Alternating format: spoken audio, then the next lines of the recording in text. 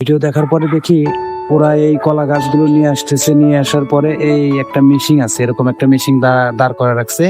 এই মেশিনের ভিতরে কলা গাছগুলো দিচ্ছে, দেওয়ার পরে এখান থেকে সুতা ধরনের কি যেন বের হয়ে আসতেছে। তো এটা দেখার পর আমি নিজে একটা চিন্তা ভাবনা নিলাম। নেওয়ার পরে একটা গাছ ঢোঙ্গা নিয়ে যায়, আমি রাস্তায় বাইরে এলাম, কিছুক্ষণ বাইরানোর পর দেখি যে এর ভিতর থেকে ফাইবার বের হচ্ছে। তো ফাইবারটা হাত দিয়ে দেখি যে বেশ পরিমাণ ভালো, একটা শক্ত, আমাদের এই সুতার মতো। পরে নিজে কিছুদিন রিসার্চ করতে করতে করতে করতে একটা মেশিন তৈরি করলাম। তারপরে বাইরে থেকে, চায়না থেকে একটা বাঙালি ভিডিওটা দেখছি, দেখার পরে বলতেছে, ভাই এই ফাইবারটা তো প্রচুর পরিমাণ ডিমেন্ট আর প্রচুর পরিমাণ লাগে আমাদের, তো এই ফাইবার আপনি কতগুলো দিতে পারবেন? বললাম আমি তো এইমাত্র শুরু করছি, কত কি দিতে পারবো এটা বলতে পারলাম না।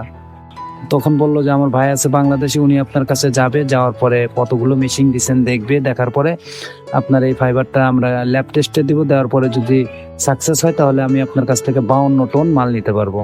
তখন আমি বললাম ঠিক আছে। ওনার ভাই আসলো, আসার পরে আমি মেশিন কিছু আপডেট করলাম, আপডেট করার পরে ওনার ভাইকে আমি দেখালাম পরে স্যাম্পল নিয়ে গেল, নিয়ে যাওয়ার পরে এটা ল্যাব টেস্টে দিল। ল্যাব টেস্টে দেওয়ার পরে দেখি এটা সাকসেসফুল হয়েছে। হওয়ার পর উনি বলতেছে ঠিক আছে, আপনি আমাকে এত টন মাল দিতে পারবেন। যখন আমি কলা গাছের সুতা বললাম, তখন বলতেছে ভাই এই কথাটা কখনো বলবেন না, এটা কলা গাছের সুতা না, এটা হচ্ছে লোকা fibre, banana fibre, pineapple fibre, fibre বলবেন আপনি। তখন বলার সাথে সাথে আমি তখন থেকে মনে করেন যে ভালো একটা প্রফিট করা শুরু দিলাম। সবাইকে ডাকলাম, যাদের কাছে মেশিন দিছি তারা আসলো।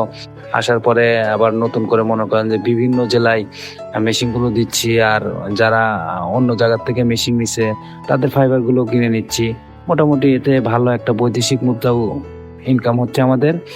আশা করি যারা বেকার আছে তারা যদি এই ব্যবসাটা করে, সবাই মানে বেকার থেকে একটা কর্মসংস্থান হবে, ভালো একটা 2-4 টাকা ইনকাম করে খাবে, এটাই আর কি।